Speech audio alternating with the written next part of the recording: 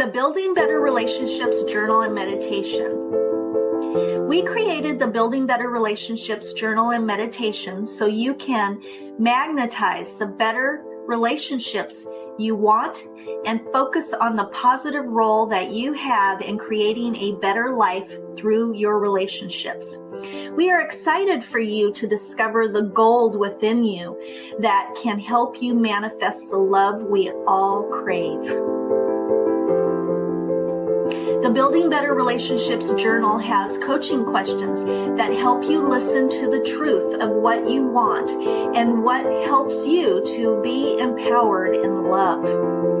The Building Better Relationships meditation is designed to strengthen your heart's ability to be that change you wish to see in the world. Why not download it now and think of it as a gift to those you love? If you love journaling and meditation, this is for you. Welcome to Building Better Relationships at Home and at Work with Angela and Patti podcast. This is Patti, a leadership and work-life balance coach from Arizona, USA. And this is Angela, love and relationship coach from Sydney, Australia. And we are building better relationships with you. Sharing new perspectives on being heart-centered at home and at work. So you can draw on your inner power to make your relationships and the world a better place to be around. Hi, Patti. Hi, Angela. Have you ever walked into a room and instantly felt your partner's stress even before they said a word? Well, in this episode, we will discuss not absorbing others' energy, especially your partner's. And this is episode 98. Stop absorbing your partner's energy and stay connected without losing yourself. Yes. So you and I have a personal connection to this topic. We've resonated with this topic because we're both aware of how our partner's moods impact us. And we've had many friends, family, clients over the years speak about this a lot in conversations, in sessions, socially.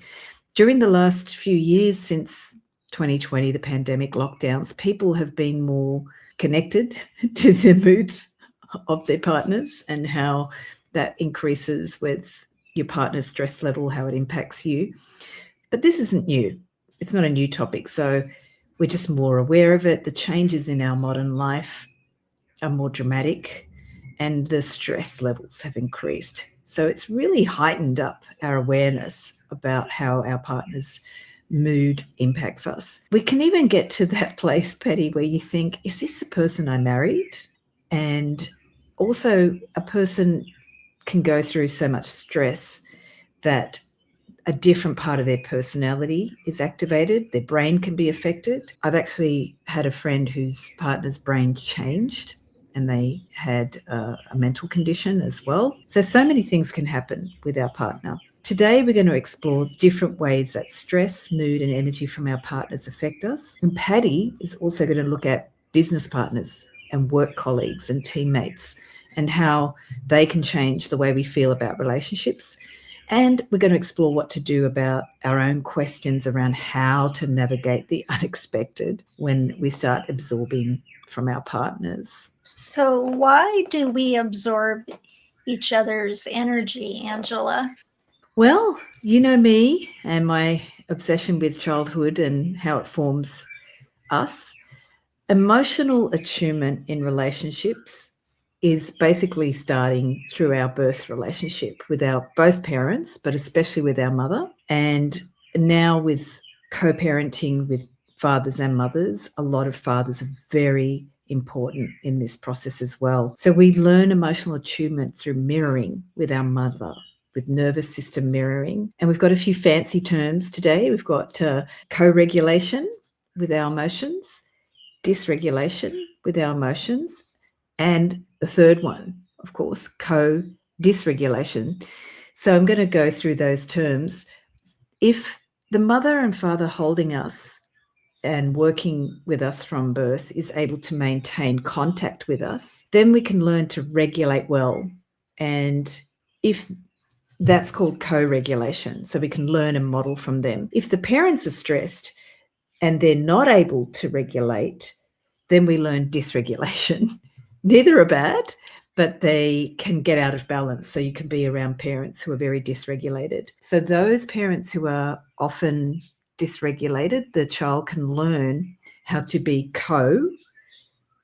together, dysregulated with the parent. So they start to absorb those emotions as a way of connecting. So it's a really interesting phenomenon, Patti. Why do we do this? Because essentially a child is feeling not separate from the parent.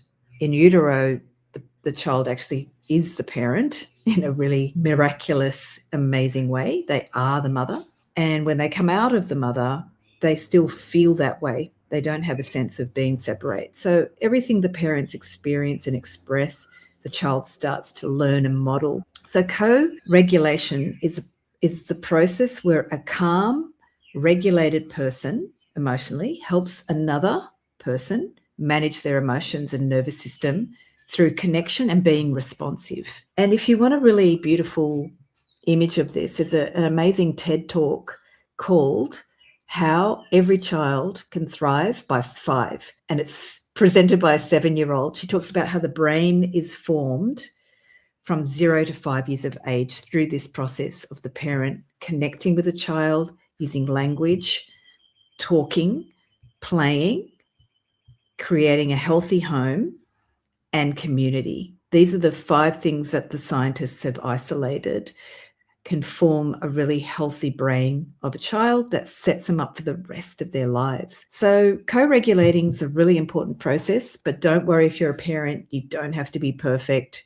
It's not about that. It's really about learning what the difference is. And in the TED Talk, there's a video of the young 7-year-old girl's younger brother, Ari, when the father is connecting to Ari, and Ari's learning how to connect to the father through play, through talking, and then the father looks away and the child starts to break down. So the father then reconnects to the child. Dysregulation is also taught by the parent reconnecting with the child, or dysregulation is modeled when the parent is upset or stressed. They learn how to ground. Let's look at the other reason we absorb perhaps negative emotions, or we feel heavy emotions too much. This can be marked by co-dysregulation, which is an often automatic process. It's not something you can control. It happens before we have a brain that's formed.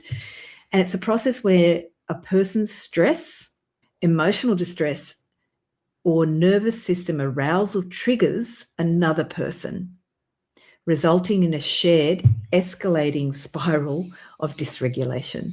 It's the opposite of co-regulation, causing both individuals, such as a parent and child or romantic partners, to feel stuck, reactive, and disconnected. I have talked about the Gottmans. They talk a lot about this because they look at couples who fight. But when couples get into certain stuck patterns of not being able to manage their emotions, they can literally keep repeating this dysregulated cycle. And it can go into escalating, and then it can go into separation. And then they come back and they repeat that dysregulated cycle. If we think about why we absorb, it's really based on that primary caretaker relationship. Our partner is an extension of that primary caretaker relationship. We are wired to listen and relate. And this connection increases our sensitivity to people we love. So if you think about how connection, play, talking, it's the way the brain grows, and eye contact, or some kids don't do eye contact, but they're still absorbing the way the parent manages their feelings and emotions through verbal interaction, through play, through parallel play as well. So the parent could be interacting and the child could be interacting as well. So being connected to our partner is natural. But what feels unnatural is the negative emotions that maybe your partner doesn't know how to regulate, and you feel also like because you're connected to them that you're picking up those emotions. However, I'm telling you that it is natural. So the trick with adult relationships is learning if in your childhood you had patterns of looking for connection that didn't get met. So you might not remember these moments. It could be before your memory. But there's a lot of things you probably know about, Patti.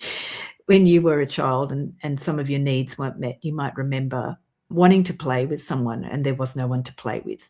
You might remember having played with someone and an experience happened that you didn't like. So those memories are there, and they're perhaps not necessary to revisit, but to think about the feelings that you felt of not being unmet. And one of the traits is that we tend to use our romantic partners to fulfill these unmet needs. So a big step towards not absorbing your partner is to understanding they're not there to meet every part of your needs, but they are there to help you learn how to regulate your emotions and to come out of dysregulation. And if you are in spirals with them, definitely we're learning to not absorb the negative stuff in order to feel that we can relate to our partners. If you're a parent and you're listening to this and thinking, I'm not a very good regulator with my child, don't think that you've got to be perfect at regulating your emotions, because the whole point is through our parent and then later through our partners, we still learn through conflict or through absorbing negative emotions how to regulate, how to come back. And that's where a lot of couples, I don't know how you might be able to share on this, Patti, but a lot of couples, when you come back from conflict, it actually builds a stronger bond. If you're in the spiral of escalating with bad emotions out of balance, then it can be a way to push away the partner. The partners who learn how to come back after being unregulated or dysregulated, that's where the bonds can start to form more strongly, because you feel safe to get out of balance and come back into balance, or you feel safe that the partner's going to still want to have the connection and be open to the connection. I'm wondering what some of your thoughts might be about this, Patti. Yeah, I agree with you, Angela. I mean, there are times when you might be in conflict with your partner, and after it's over, you come back and you sit down calmly and you talk to each other and you both ask for forgiveness, or you say sorry, it was the heat of the moment or whatever was happening at that time. I think so many people, when they're in a relationship, that's one of the most important things, is to actually sit down after a disagreement and talk about it when you're calm.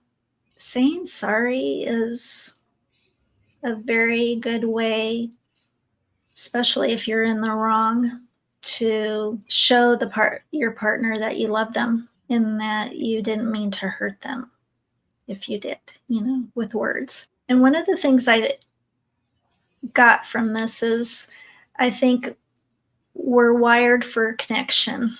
We're constantly reading each other's tone and body language, and especially when we're in those close relationships with a partner. And that awareness gets us even stronger. But there is something tricky. There's a difference between being aware of someone's energy and absorbing it. And a lot of us don't even realize when we're absorbing it. Right, Angela? Oh, it reminds me of the other episode we did before with episode 97, where the body is already absorbing before you're even aware of it. And you've got to become aware of those signs. Yeah. Right. So, Angela, could you share what are some signs your partner's energy is affecting you? I'm pretty sure as we're sharing, some images or memories are coming up for people. It could be about your own partner or your parents. if you remember your parents, if you had two parents in a house, you could probably even feel in your body what you felt.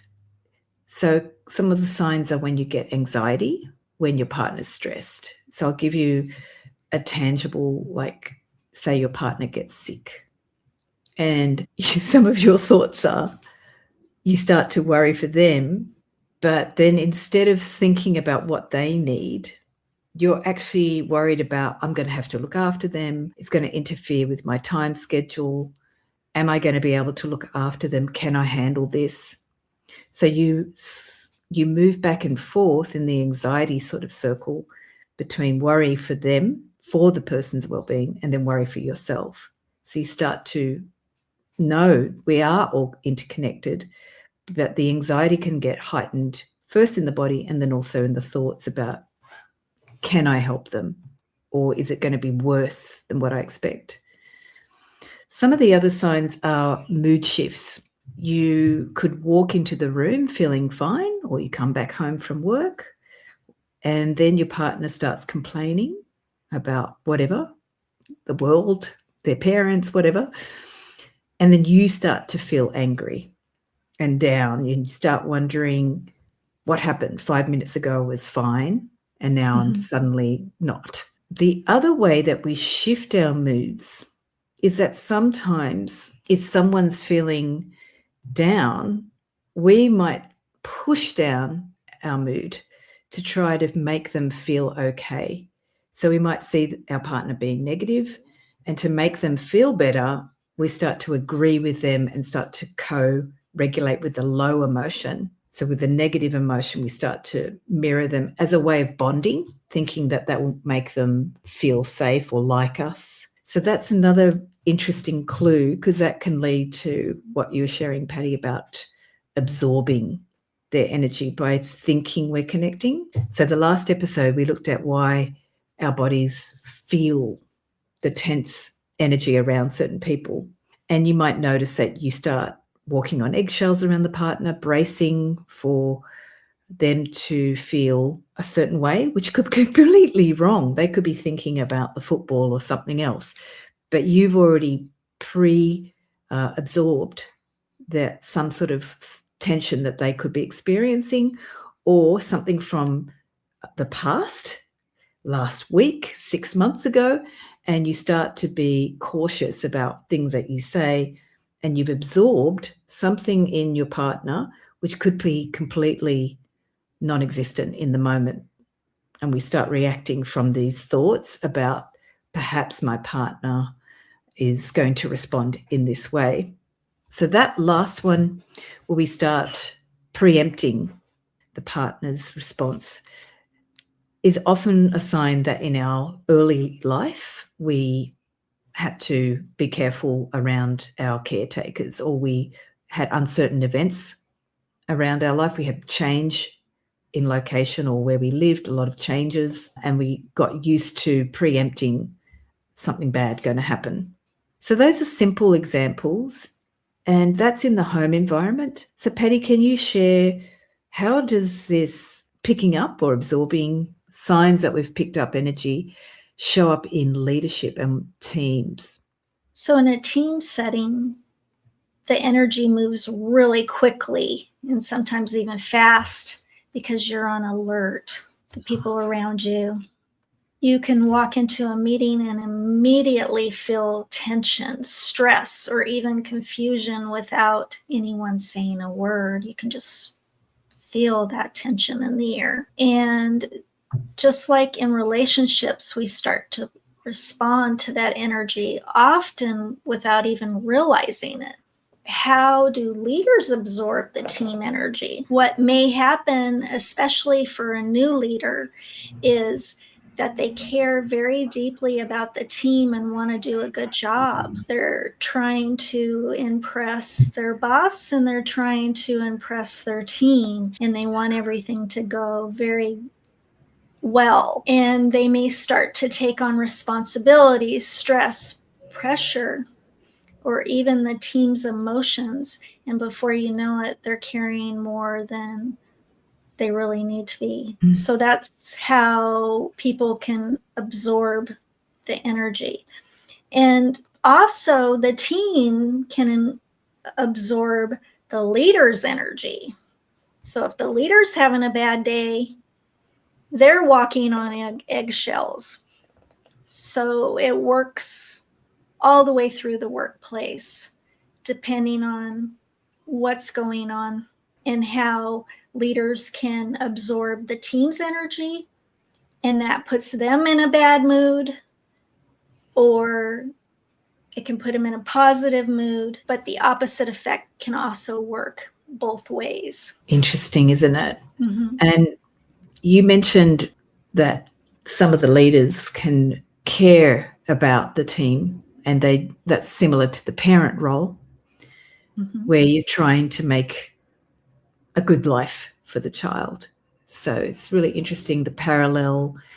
This parent-child relationship gets mirrored throughout life in the work environment, as well as our romantic relationships. We're going to explore where support becomes, instead of support, you're trying to maybe control this dynamic of relating between, it could be the team and the team leader, it could be one partner and the other partner. I've got a question for you, Patti, about how do we notice what's going on inside of us when you're supporting someone, you're trying to connect with them and you're supporting them, versus when you're absorbing and picking up their energy? What might be that subtle difference? I'm wondering if you notice anything inside of yourself, or do you have signs, other signs besides what you're feeling? I think when you're absorbing energy, whether it's positive or negative, you're feeling it within your body. When you're supporting somebody, you're more calm because you're coaching, you're showing, you're helping. It's a different feeling inside your body. When you're absorbing somebody else's energy, you're more on alert because you don't know what's going on, and you're not feeling the same way as when you're supporting somebody, because you're helping them and it's more of a calm process. When you're absorbing things, it's kind of like chaotic in your system. What do you think, Angela? I notice if I'm with my partner or loved ones, absorbing for me is I'm a kinesthetic, so I kind of feel things all the time. Mm-hmm. And I actually feel sort of a pull in my physical heart, and I'm not able to control that. It just sort of happens, like I'm feeling their pain. Mm-hmm. Whereas with support, I notice in myself there's this deep listening, my body's responding, but I don't have to do anything. It's not like I have to push anything out of my body and go and make them a cup of tea or do anything except just be there like a bit of a potato and listen, feel, and just allow the person to be themselves.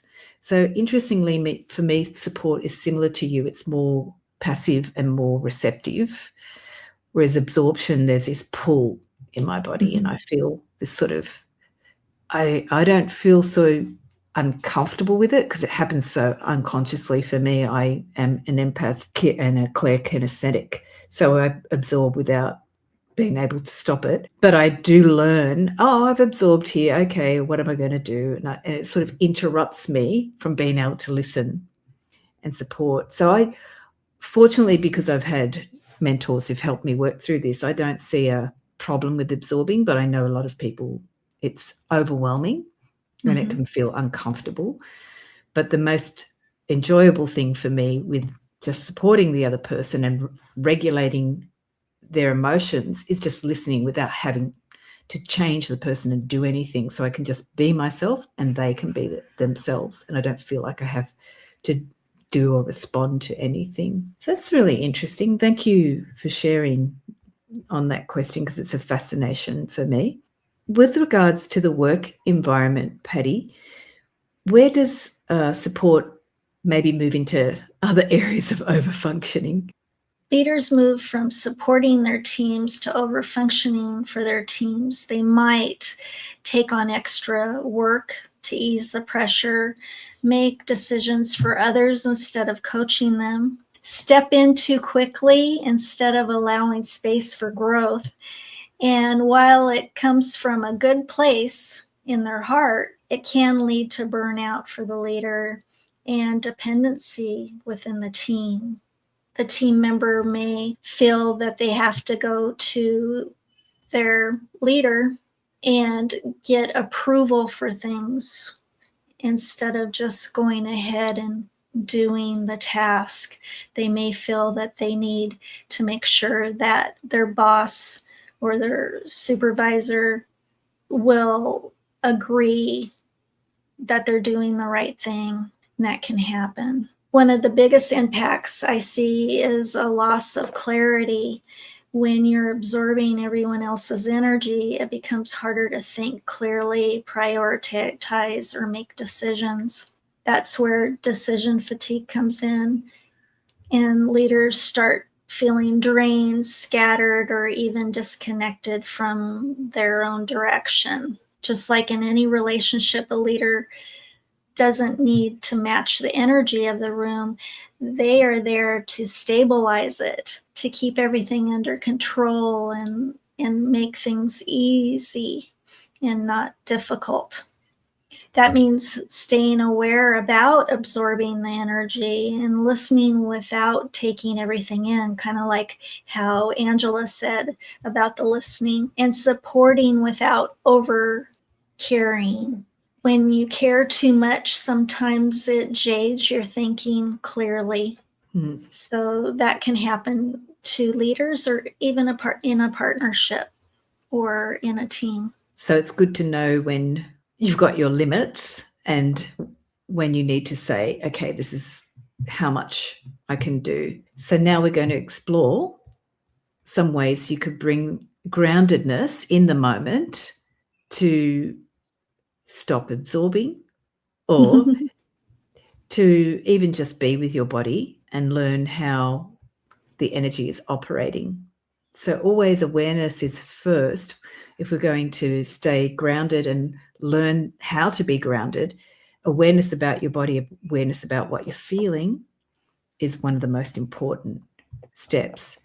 So this tool, we're giving some practical tools now, are if you are feeling that you've absorbed energy, or any time you want to check in with what you're feeling, is just to ask yourself, what am I feeling? And the second piece, if it's in regards to you feel like you're taking on your partner's energy, asking, is this my feeling or the other person's feeling? But then there's a third question. Is this feeling that I'm feeling from both of us? Because with the way we're raised, sometimes we do feel the same thing as our partner, but maybe we've got a different experience of it. And sometimes what you're feeling could be just yours, and sometimes what you're feeling could be the feeling of the other person. As a child, we don't make that distinction. In our adult relationships, we can learn how to start making that and relate to the nervous system and what it's telling us. And you may not get logical answers. So sometimes you can talk this out loud with your partner. You know, I feel this. Is this what you're feeling? You can confirm that verbally. So if you stay with what you're feeling, firstly, that's the fastest way to stay connected. If you start thinking about my partner's this and he's such whatever and he's always like that, then we're not getting into feeling, we're getting into judgment. So that's not going to help that much. And this way you can also stay connected with your partner because you can actually start to feel, oh, what am I feeling? And what am I feeling that they're feeling? And is it the same? Is it connected? Is it two parts of the same energy and different ways of experiencing the energy? And then you can bring it into conversation with your partner. So being impacted by your partner's feelings is natural. So it's just how we think about the process and whether we make it a problem and make it our partner's fault for making me feel this way. I do that a lot still. So I'm not saying you have to be perfect. It's just tools to interrelate with what you're picking up. So then the second piece, besides feelings, is our body. So the second tool is a body check-in. So become aware of your breath, your posture, your tension in any parts of your body, or do you feel disconnected? Do you feel buzzing? Like, I know some people's brains have that buzzing now, Patty. They're over-processing, and that's a very big sign that you're disconnected. So a sign that your body needs to learn how to move some energy. And if you need to move, move. Can you also notice throughout the day your body rhythms? So in the morning, do you tend to feel one way? But then when you don't eat, you tend to feel a different way. And then before bed, you tend to feel a different way. So watching your body rhythms through the day, and especially food, because a lot of us tend to get grumpy with our partners because we didn't eat or we don't have enough nutrition. One of the biggest things I notice, Patty, is our bodies are telling us all the time, drink, eat, and we're overriding that. And then it leads to problems with our partners or blaming our partners somehow because we're starved of sleep, water, and food. So those basic body check-ins are ways to stop looking at the partner as a problem and checking in with yourself and seeing, what am I feeling and how's my body responding? One way to maintain presence with your partner and stop blaming them is another body observation tool.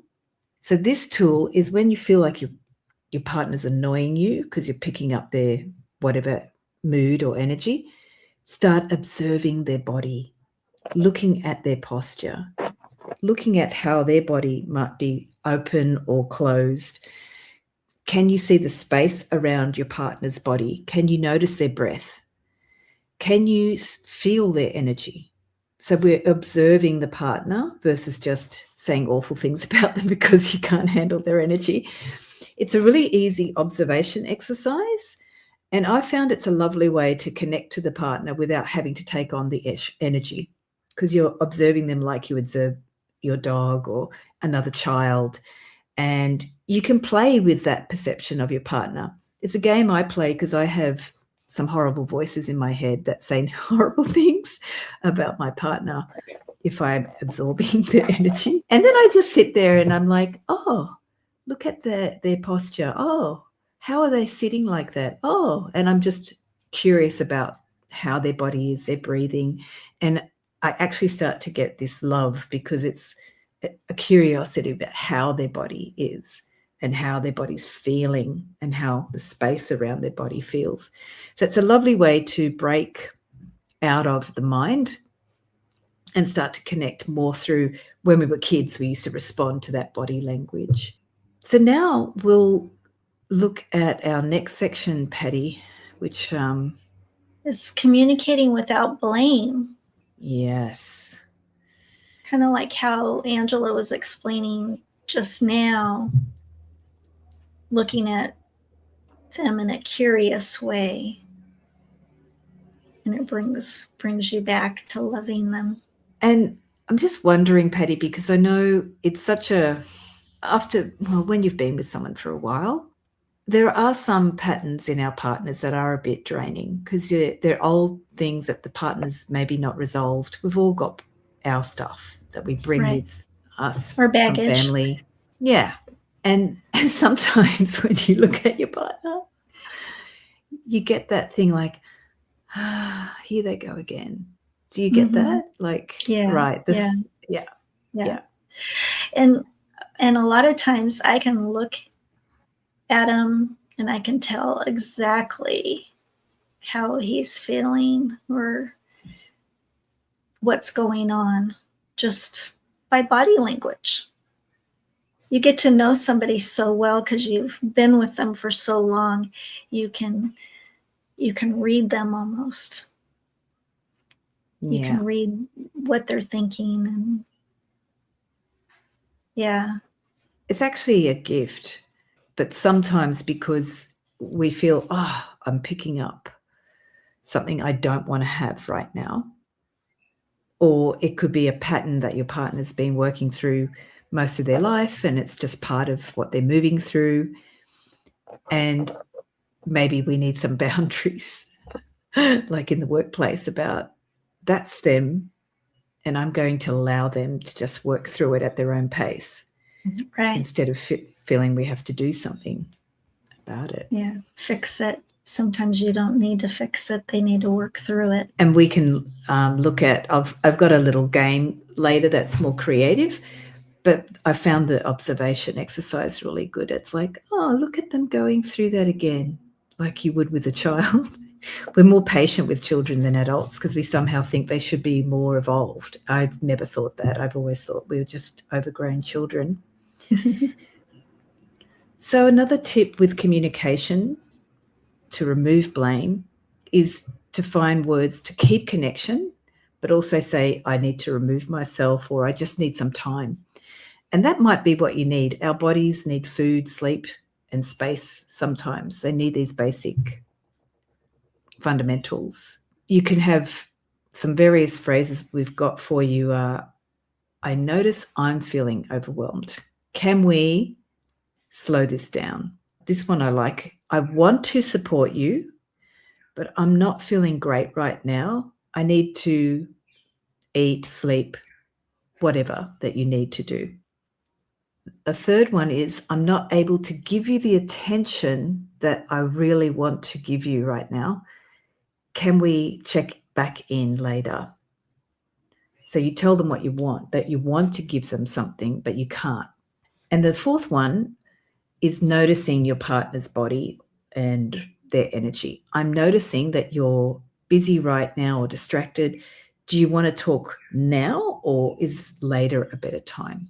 The trick with observing your partner, it also gives you language to verbalize, I'm noticing this about you, and maybe checking with them if now is a good time or later. And the observation exercise will help you build patience rather than speaking fast or speaking too quickly. Give yourself time so you can come up with a phrase that acknowledges what's going on for them and then what you want or need or what you think. Could be a question about timing. Is this the right time for us to talk, or do we want to do something else? Yeah, that's very good, Angela. Very good questions to ask yourself or ask them. Very good. Well, let's talk about communication in teams. Instead of reacting to the energy in the rooms, if you're a leader, you can pause and say, let's take a moment and reset. Kind of like what Angela had said. What's actually most important right now? And what support do you need without me taking this over?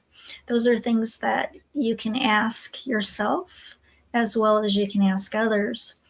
It creates clarity instead of more overwhelm. So when things are going on and tension is high and things like that, just taking that moment to step back and realize what's going on can really help with the overwhelm and also help with creating a reset in the environment, because you're not getting caught up in any of the turmoil or things that are happening. You're stepping back and saying, like Angela says, this isn't mine, this is yours.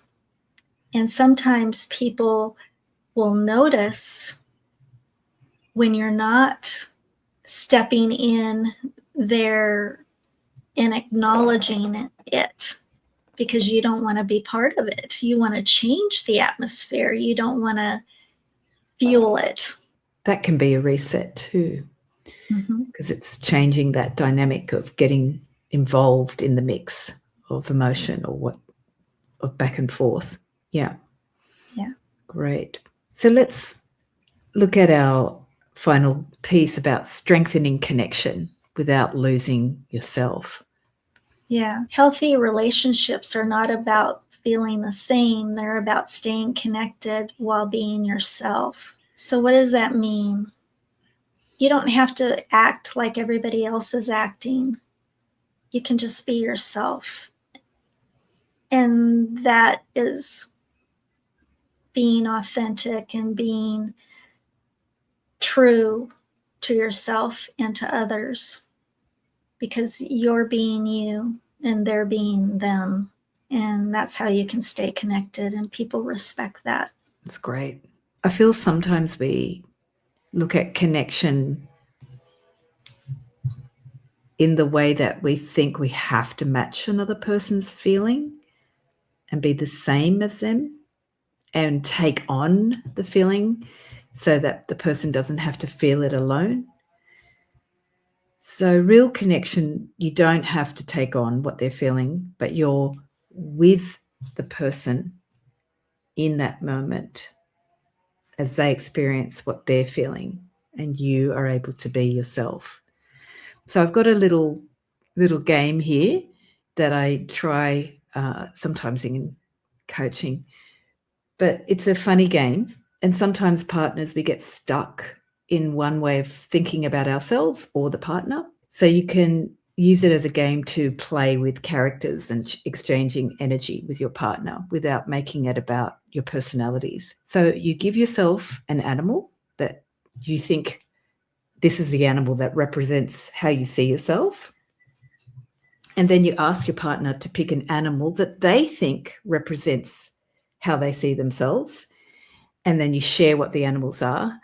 And you imagine those two animals interacting with each other.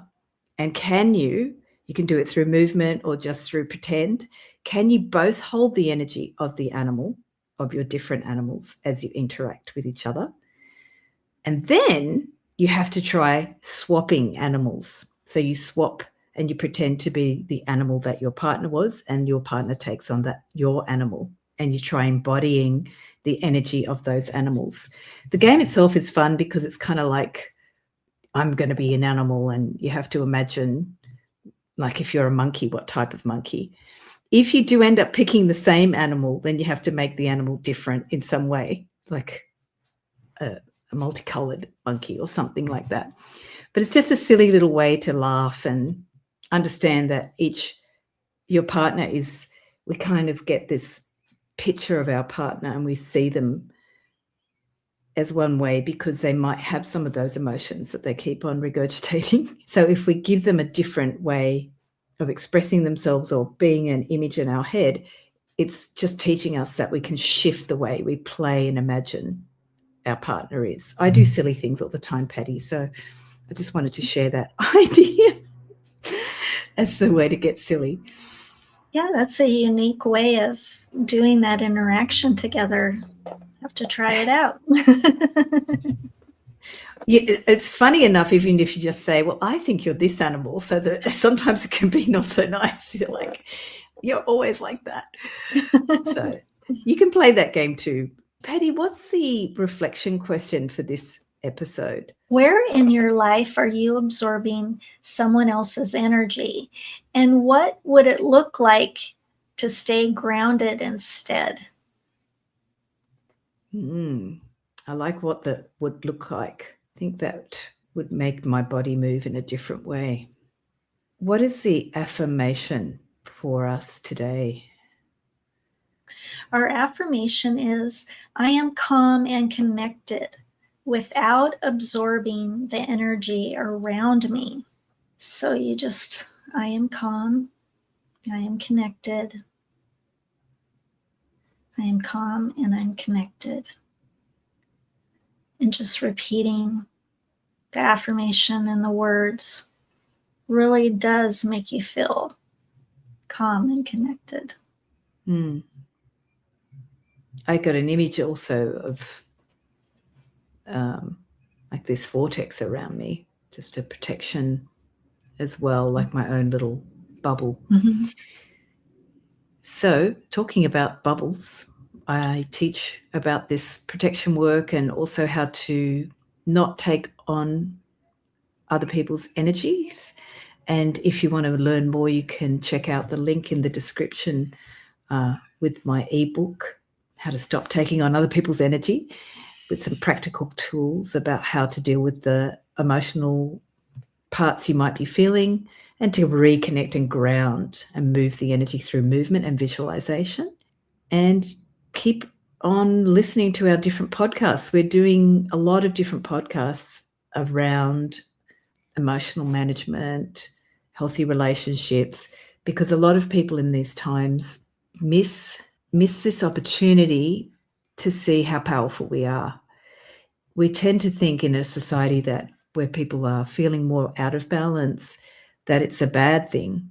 But actually, it's a call to arms. It's a call to step up, to be more aware of how we are able to feel through our emotions, not project them as bad or good or ugly, but feel them and manage them and enjoy them and share them and connect with others.